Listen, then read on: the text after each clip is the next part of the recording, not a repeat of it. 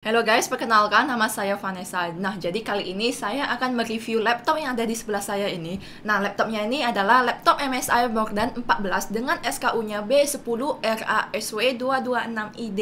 Nah, untuk laptopnya ini sendiri harganya 14 juta rupiah. Nah, bagi kalian yang ingin membeli laptop ini, saya udah cantumkan link pembeliannya itu di kolom deskripsi. Terima kasih.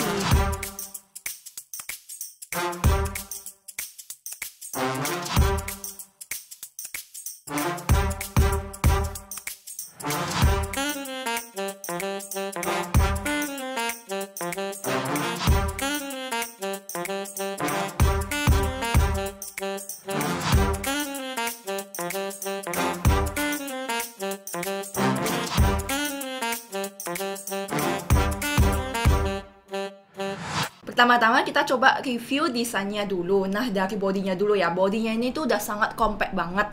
Udah sangat compact, ringan, dan build quality-nya tuh juga udah bagus karena menggunakan bahan metal untuk di seluruh bodinya.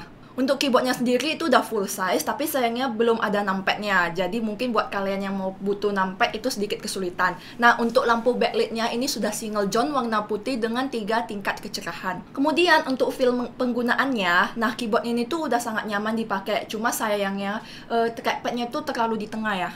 Nah, jadi kalian mungkin kalau tangannya kecil, kalau mau ketik itu kadang masih kesentuh-kesentuh trackpad. Nah, jadinya itu kayak layarnya itu keacak-acak lagi. Tapi untuk tangan yang panjang atau yang gede itu mengetik itu udah sangat nyaman banget. Untuk trackpadnya ini juga sangat bagus, tidak ada masalah. Untuk kiri dan kanannya ini juga udah lumayan terasa padat. Nah, untuk trackpadnya sendiri ini udah menggunakan Windows Precision Driver. Jadi udah bisa multi gesture ya. Untuk ketahanan di frame keyboardnya pada saat ditekan ini juga udah solid, tidak ada pergerakan yang signifikan. Kemudian untuk flex layarnya ini juga udah solid ya. Pas saat kita twist kayak gini, ini tuh udah terasa padat, tidak ringkih dan tidak ada bunyi-bunyi yang aneh-aneh. Untuk hinge-nya ini juga udah solid dan layar laptop ini juga bisa dibuka menggunakan satu jari. Nah, nggak sampai di sana aja. Jadi laptop ini tuh udah bisa dibuka sampai 180 derajat. Nah, jadi poin plusnya kalau bisa dibuka sampai 150 derajat, setidaknya kalau ada yang kesentuh atau apa, tiba-tiba kayak ada barang yang jatuh, ini laptop ini masih aman ya. Kemudian untuk dimensi laptop ini, panjang dari laptop ini tuh 31,9 cm dengan lebar 22 cm dengan tebal 1,69 cm. Nah, untuk beratnya ini juga udah lumayan ringan, nggak gitu berat, dengan beratnya tuh 1,8 kg. Untuk kelengkapan portnya, di sebelah kanan ini sudah ada 2 USB tipe A dan 1 audio combo jack. Nah, kalau di sebelah kirinya ini sudah ada 1 power jack, 1 HDMI, 1 USB tipe C, dan 1 micro SD reader. Nah, untuk kelengkapan port dengan ukuran laptop yang 14 inci itu udah lebih dari cukup. Kemudian untuk layarnya sudah menggunakan ukuran 14 inch anti-glare, sudah Full HD dengan IPS level, dan untuk refresh rate-nya itu 60 Hz. Kemudian saya coba cek color gamutnya memakai Spider 5 Elite. Untuk sRGB-nya ini sebesar 100% dan untuk Adobe RGB-nya ini sebesar 78%. Kemudian untuk baterainya sendiri ini sebesar 52 Wh dan untuk chargernya ini hanya sebesar 65 Watt. Untuk speakernya itu hanya ada 2, satu di kiri, satu di kanan, dan masing-masing dari speakernya itu sebesar 2 Watt. Dan ini contoh suara dari speakernya.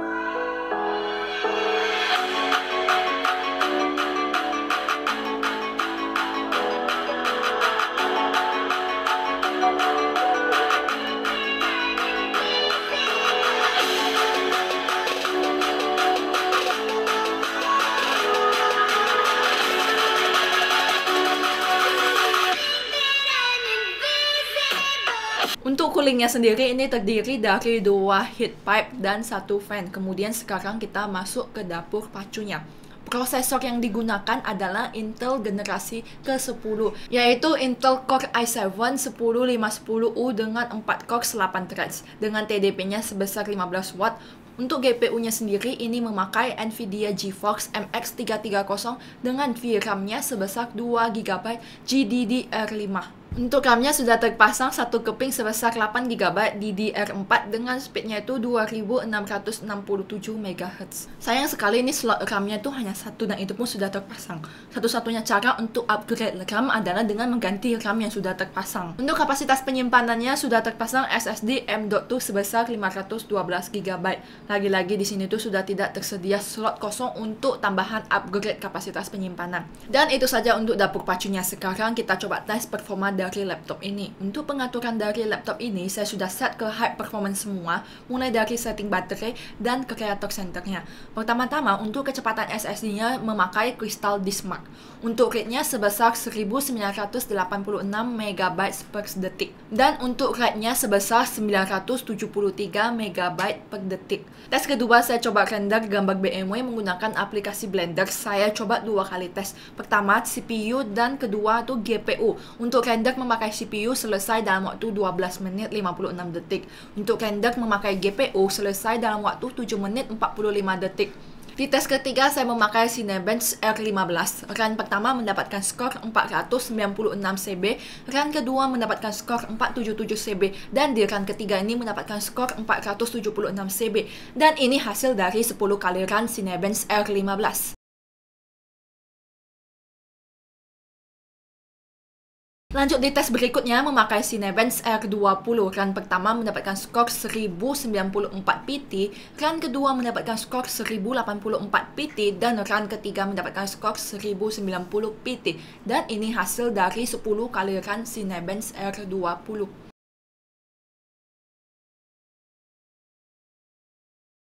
Pada saat run Cinebench, saya mendapatkan suhu di permukaan keyboardnya itu sebesar 45,9 derajat Celcius. Kemudian di tes kelima sampai ke-7 ini menggunakan 3D Mark. Pertama menggunakan SkyDriver mendapatkan skor 10.733.000. Kedua menggunakan Firestrike mendapatkan skor 3.314. Ketiga, kita menggunakan TimeSpy dengan mendapatkan skor 1219. Kemudian saya coba stress test menggunakan SkyDriver. Laptop ini tuh tidak lolos dengan skor 86,6%. Kemudian kita tes main game di laptop ini. Untuk setting laptopnya ini tetap saya set di high performance semua di Creator Center.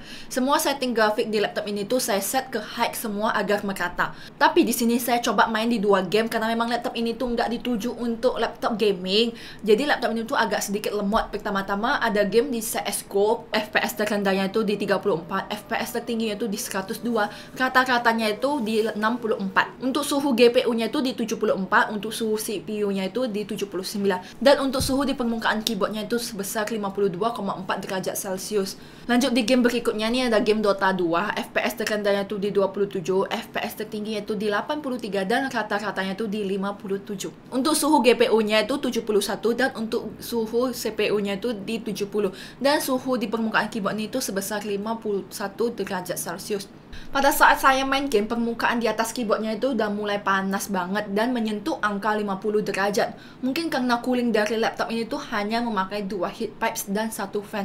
Jadinya itu pembuangan CPU dan GPU-nya tuh nggak maksimal. Sehingga pada saat main game itu FPS-nya tuh sering drop. Sekarang kita masuk kesimpulan dari laptop ini, sisi bagusnya dulu ya. Nah, sisi bagusnya dari laptop ini tuh sangat kokoh, compact, dan build quality-nya itu juga udah bagus. Jadi laptop ini tuh nggak ringkih dan nggak ada bunyi yang aneh-aneh. Dengan desain laptop ini yang minimalis dan sangat simple. Kedua, ini kelengkapan portnya sudah lebih dari cukup untuk ukuran laptop 14 inci karena sudah ada micro SD reader walaupun bukan SD card reader. Tapi ini lebih baik karena kebanyakan laptop-laptop umum sekarang dengan laptop yang ukuran 15 inci, jangankan ada micro SD reader, SD card aja kadang tuh nggak ada. Ketiga, layar dari laptop ini tuh sudah 100% sRGB, jadi warna itu sudah jauh lebih baik dan udah jauh lebih bagus dibanding kompetitor-kompetitornya. Sekarang kita masuk ke kekurangan dari laptop ini. Pertama yang jelas banget tuh ada di cooling systemnya. Hanya dengan memakai 2 heat pipes dan 1 fan doang, walaupun belum dipakai untuk gaming, laptop ini tuh hanya untuk render dan Cinebench doang. Hasilnya tuh tidak memuaskan sama sekali. Padahal di Modern 15 dan prosesor i15 core-nya itu bisa lebih baik. Tapi di sini tuh prosesor tuh jauh di bawah itu. Nah, yang kedua ini ada di slot upgrade dari laptop ini. Jadi memang karena ukuran laptop ini 14 inci, jadi tidak ada lagi ruang untuk slot upgrade laptop ini. Jadi overall menurut saya laptop ini tuh tidak cocok dijadikan laptop utama. Apalagi laptop ini ditujukan untuk para content creator. Laptop ini lebih baik dijadikan untuk laptop secondary kalian, dimana pekerjaannya itu hanya ringan-ringan saja. Karena cooling dari laptop ini sama sekali tidak memadai untuk pekerjaan yang berat. Oke, sekian dulu video review MSI Modern 14 dari saya. Mohon maaf apabila saya ada salah dalam pengucapan, salah dalam penyampaian review. Mohon teman-teman bantu koreksi di kolom komentar. Jangan lupa menekan tombol like, comment, dan share video ini. Dan jangan lupa juga untuk subscribe di channel ini. Oke, sekali lagi saya ucapkan terima kasih bagi teman-teman yang sudah menonton. Sampai jumpa di video berikutnya.